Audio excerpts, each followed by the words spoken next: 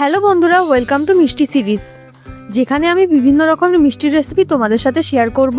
এটা হলো সেই সিরিজের পার্ট 6, কালাকাদ সন্দেশ। আজকে আমি কালাকাদ সন্দেশ কিভাবে বানাবো সেটার রেসিপি তোমাদের সাথে শেয়ার করব। তাহলে চলো রান্নাটা স্টার্ট করি। সবার প্রথমেই এখানে গ্যাস অন করে দুধ গরম করতে বসালাম। এই দুধটা ফার্স্টে ফুটিয়ে নেব, তারপর ছানা কাটাবো।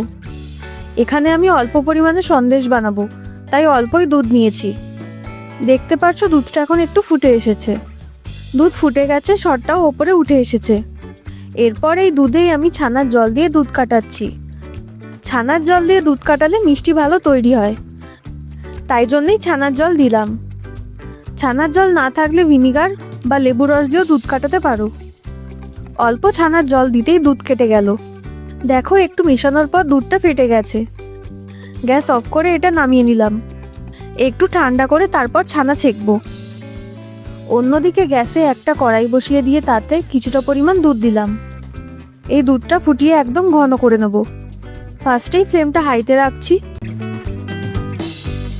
এখন দেখতে পাচ্ছ দুধটা ফুটছে, এটা হাতা দিয়ে নেড়ে দিলাম। ফ্লেমটাও হাইতে রাখছি। আর যখনই দুধ ফোটাবে তখন নোটিস রাখবে যাতে দুধ ফুটে সরটা পড়ে না যায়। যখনই বেশি ফুটে উতলে আসবে তখনই আবার লো বা মিডিয়াম ফ্লেমে করে মেশাবে। হাই টু মিডিয়াম ফ্লেমে রেখে দুধটা ফোটাবো যাতে কমে ঘন হয়ে যায়।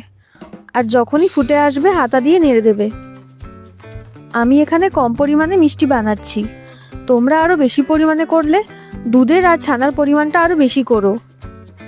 এখন দেখো দুধ ফুটে কমে গেছে আর আগের থেকেও ঘন হয়ে গেছে। এখন ফ্লেমটা মিডিয়ামে রাখছি, কারণ বেশি জোরে রাখলে দুধ উতলে আসবে। মোটামুটি ধরো 30 মিনিট এটা কন্টিনিউ ফোটাবো। দুধটা কতটা অ্যাড করেছিলাম, এখন কতটা কমে এসেছে দেখো।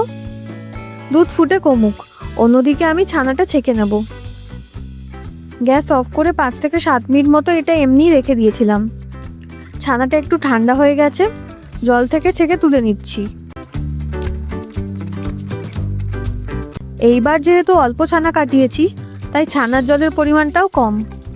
তোমরা বেশি পরিমাণে যখন বানাবে তখন ছানার জল স্টোর করে রেখো নেক্সট বার ইউজ করার জন্য। চাইলে এই অল্প পরিমাণে জলটাও রেখে দিতে পারো পরের বার ছানা কাটানোর জন্য। যাই হোক, ছানা থেকে চেপে চেপে জল বার করে দিচ্ছি যাতে ছানাতে কোনো জল না থাকে। দুধটাও অনেকটা পরিমাণে ফুটেছে। এই ফোটানো দুধেই ছানাটা দিলাম। আবার কন্টিনিউ এটা মিক্স করছি আর ফ্লেমটা মিডিয়ামে রাখছি। কন্টিনিউ মিক্স করছি আর ফোটাচ্ছি। ভালো করে মিক্স করব আর এটাও কমিয়ে কম করব। এরপর আমি এটায় 1 টেবিল স্পুন মতো চিনি দিলাম। বেশি চিনি দিলে বানানোর পর সাইড দিয়ে চিনির রস বেরোবে, আর কালাকাদে কিন্তু সেটা হয় না, তাই চিনি খুব বেশি দিও না। যদি বেশি পরিমাণে বানাও তাহলে চিনিটা আরও বেশি দিও, বা তোমরা যারা হালকা মিষ্টি পছন্দ করো তারাও অল্প পরিমাণে চিনি দিতে পারো। ফ্লেমটা আর একটু জোরে দিয়ে কন্টিনিউ মেশাচ্ছি। মিষ্টিটা প্রায় হয়েই এসেছে। এবার ফ্লেমটা লো করলাম। মোটামুটি একটু শুকিয়ে নেব। আর দুধটা কতটা ঘন হয়ে কমে গেছে দেখো।